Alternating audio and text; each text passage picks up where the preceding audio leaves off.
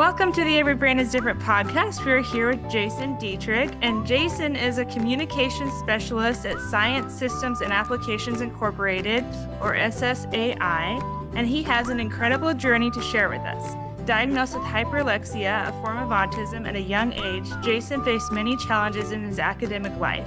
However, he discovered his passion for STEM education, which transformed his life in extraordinary ways.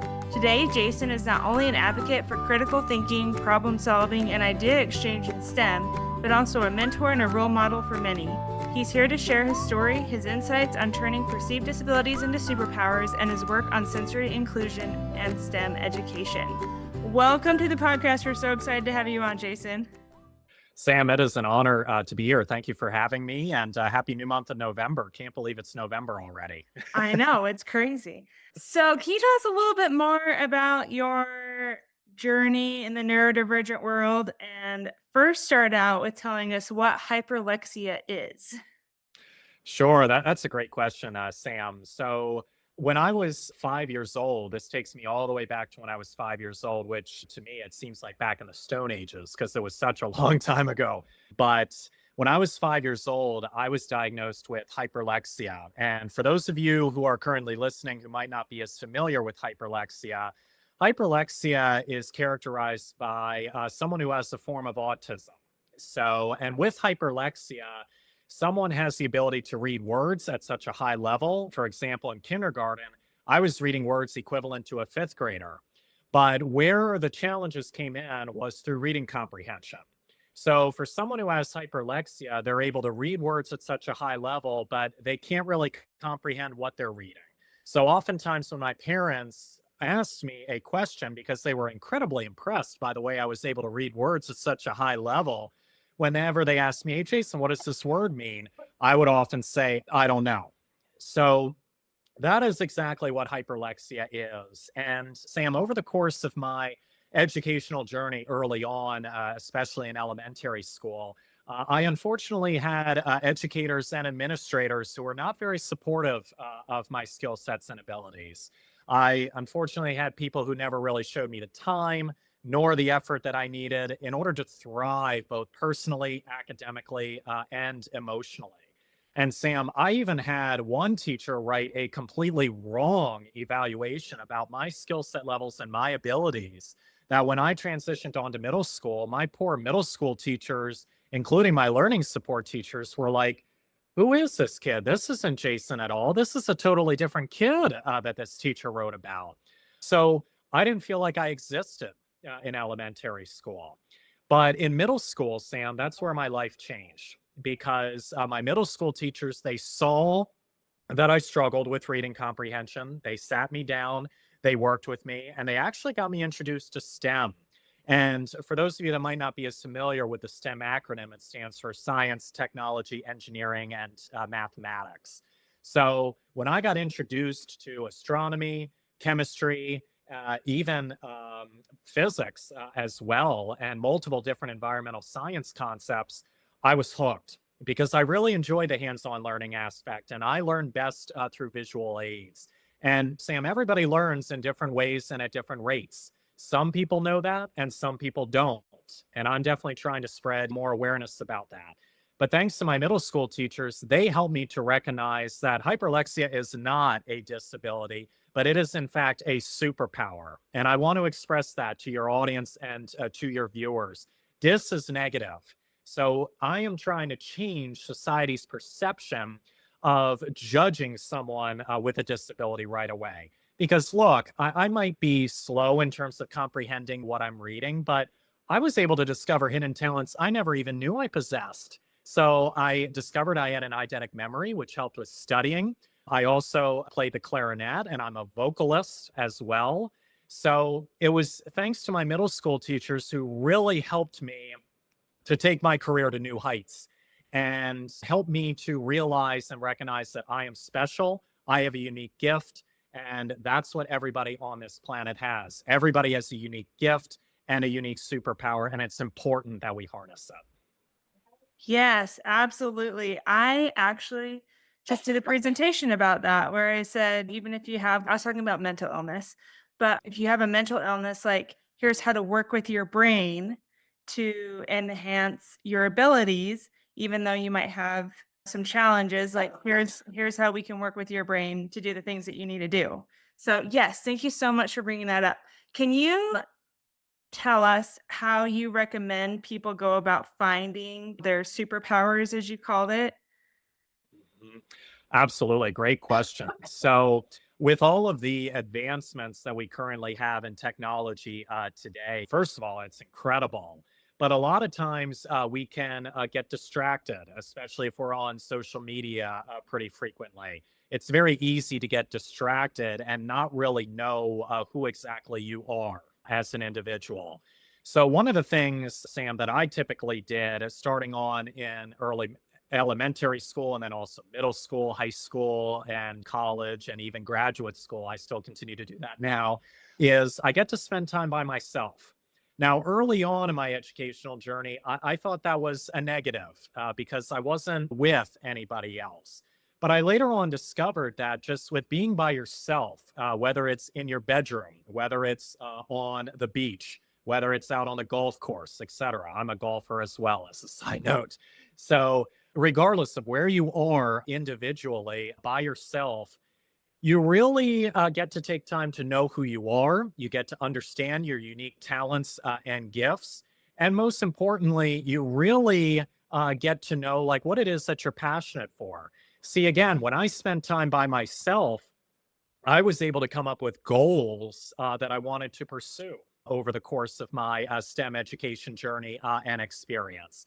For example, one of the goals that I have, and I am very excited to share this with you, Sam, and your audience is I want to be an astronaut one day. So I'm super excited about that goal. I remember I wrote that goal down, and I would encourage your audience and your viewers to spend time alone and just write out your goals. Really decide, what it is that you're passionate about, what excites you, and what motivates you to get up in the morning. So that will really enable you to understand your purpose of why that you're here.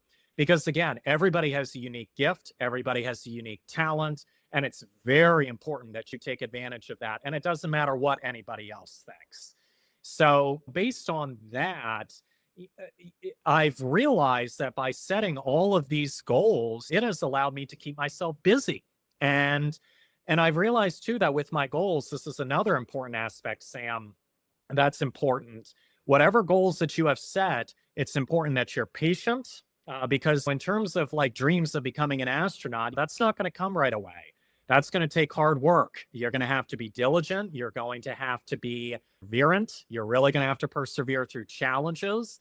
And that's how you get to the top. And it's not a straight path from point A to point B. It's many different zigzags and it's all over the place. So, as long as you know what goals that you have set, you understand what it is that you want to pursue, and you have the faith and the courage to just go for it and just be comfortable in the uncomfortable, then you are going to be successful.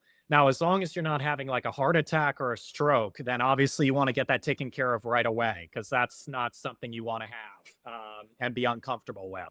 But if you're a little bit nervous or something like that towards pursuing your goals and ambitions, then what you just have to do is just take it one step at a time. Don't get distracted by the noise. Don't get distracted by what's on the news or anything like that. And just really focus on what it is that you want to do. And Sam, that's what I found to be super helpful in terms of setting my career goals. Yeah, that's fantastic. I love all of it. What would you recommend to parents who are helping their kids decide like what they're passionate about or what they want to pursue? How would you recommend to parents to help their kids do that? Wonderful question. So, in terms of parents, I'm sure you can honestly never forget the time when your son or your daughter was born. When you first take a look at them as like your child and you think that, wow, this is such an incredible gift from God, and you want to do every possible thing that you can to nourish them and really mentor them and help them to grow. So one of the big things that I emphasize to parents is that if your son or your daughter is interested in a particular topic, for example, let's say in elementary school, your child is very fascinated in terms of being a pilot. So, what parents need to start to do and what they should do is if they hear that their child is interested in terms of being a pilot, they need to start engaging with them in terms of how cool it would be to fly to all of these cool places. You could fly to the Grand Canyon, let's say. You could fly internationally to Italy, for example. You could fly to so many different cool places because then what that is going to do is that's going to inspire their child to go to math, to go to science, to go to engineering because they want to be a pilot. So it's very important that whatever goals that they have is that you start early. Number one, you want to make sure that they're hooked and that they are engaged super early. And then from there, what's important for the parents to do is they have to be supportive. They also have to allow their kids to take risks because for me, I remember when I got the job working at Science Systems and Applications Incorporated, like I currently am now, I had to take a risk to network and step outside my comfort zone. It's very important that you allow your kids to do that and to learn from their mistakes as well, because that'll definitely help them to get to where they need to go. Nobody's perfect. I've made mistakes, and everybody will continue to, regardless of how old that you are. But in terms of those goals that you have with parents as well, another thing I would emphasize to them is really make sure that you engage your children in project-based learning. Because I have found that the overall use of rote memorization, just learning from a textbook, that doesn't work anymore. Because of all the technological advancements that we have had over the course of society, we have become too technologically advanced. And as a result of that, the problems have gotten even more complex and it requires even more critical thinking. The students and the children have to understand what is the purpose behind something. And if they don't really understand that, then why do you think that they're going to do that? So those are some key tips and tricks that my parents have implemented on me that have enabled me to become successful. And I definitely encourage parents who are listening to this episode as well to do for their children. And boy, I think you're going to be very impressed to see what your child can do. Yes, I love that. Teaching them like I think it's super important to help them with their passions and help them with what they're interested in, and then allow them to fail, allow them to learn from failing, think critically about it. So then when they become an adult and they fail, because you're going to fail inevitably, then they know how to rise above that, I guess, and keep going. I know a lot, not a lot, but some people that I know, like, they're not used to failing, and so when they do, they're like, "I'm just not gonna do it anymore. I'm done. I don't wanna do it." And so building that resilience in kids and not just solving all their problems for them, I think, like you said, is super important so that the problems that we're facing today, like, our kids can solve them, and they can learn to be resilient and know that they will succeed eventually, but it's just gonna take it might take a few tries before they do. Right. Yeah. Exactly. And Sam, I just wanted to reemphasize that point about failure as well, because a lot of people seem to be afraid of failure. And look, if you want to pursue, if you are pursuing a particular dream like myself is of becoming an astronaut one day, I've learned that if you are not making mistakes, you're not really trying.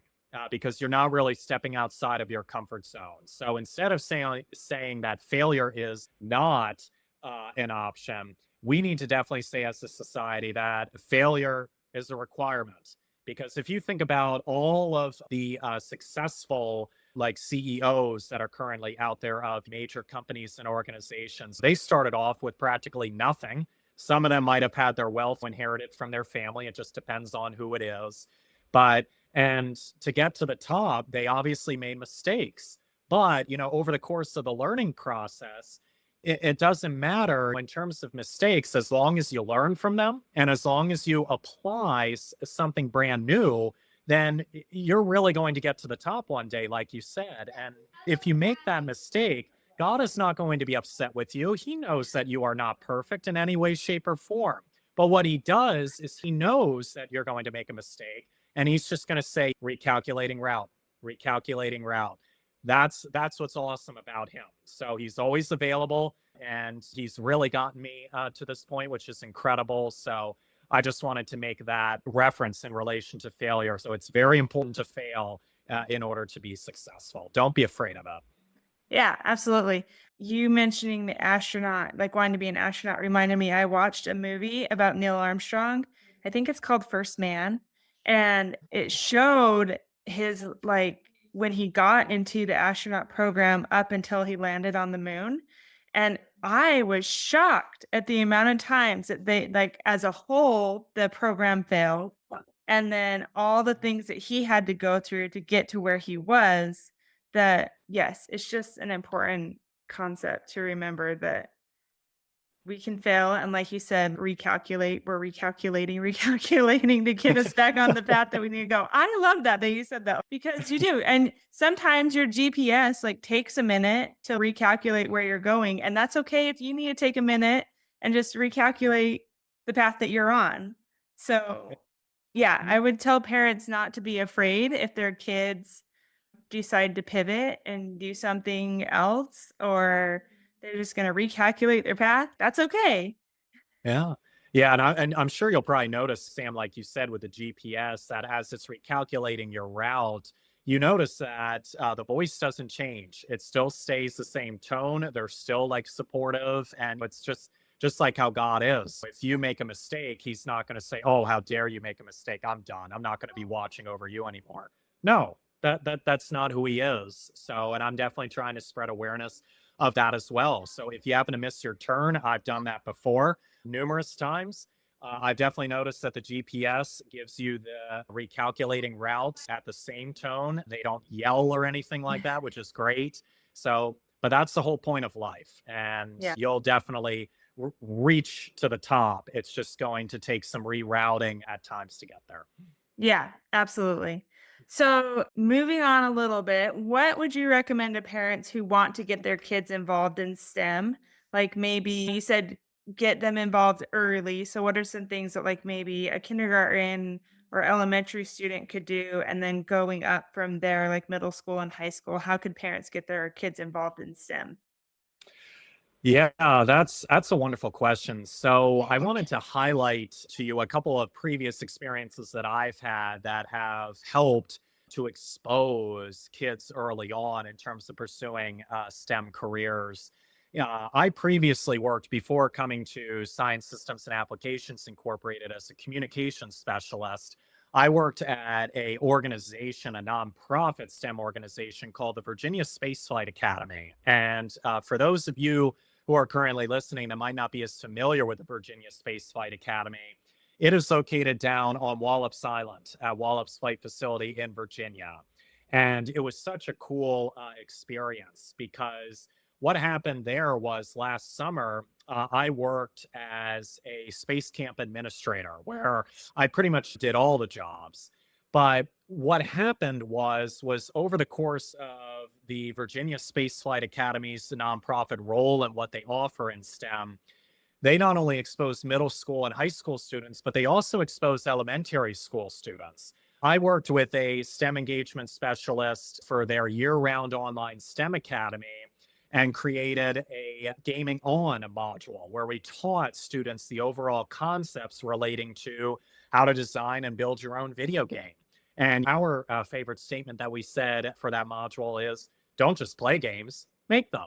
Because we're really trying to teach those students to be innovative creators. And those students, Sam, were primarily students in grades 2nd through 8. So definitely try to look at the Virginia Spaceflight Academy. I encourage your audience and viewers to check out the Virginia Spaceflight Academy. I'm happy to provide a link in terms of our year-round STEM Academy and what they offer.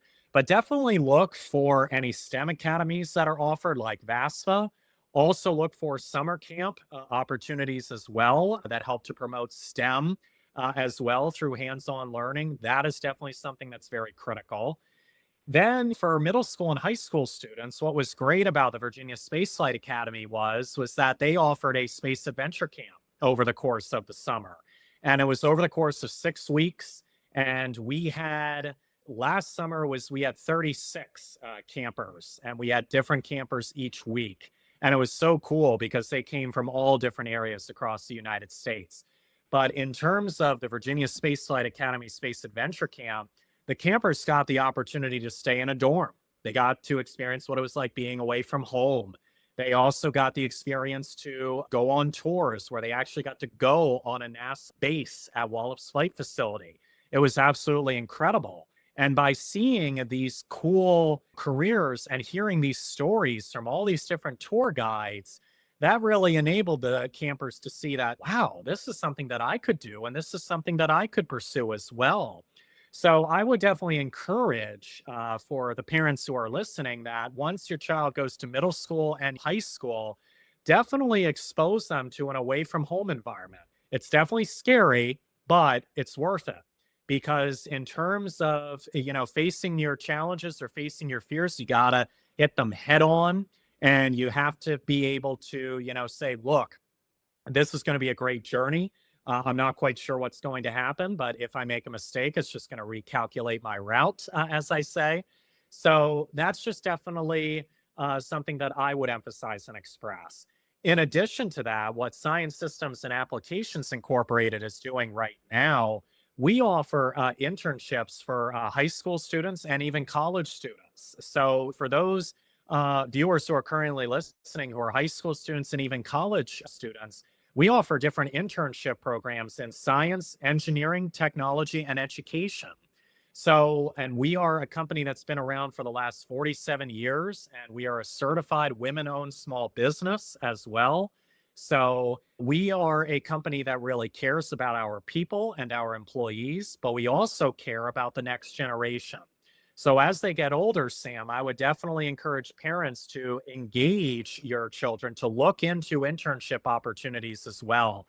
Because our interns over the course of the summer, they had a wonderful experience. They got to do such cool activities with their advisors. They met so many cool people, went to so many cool places. Some traveled down to Washington, D.C. on bikes, which was so cool. So those are some real world application concepts that I definitely encourage parents to pursue over the course of their journey. And as long as you expose your children early to these opportunities, then you'll really get them interested. And as long as they understand the purpose, then they'll go for it.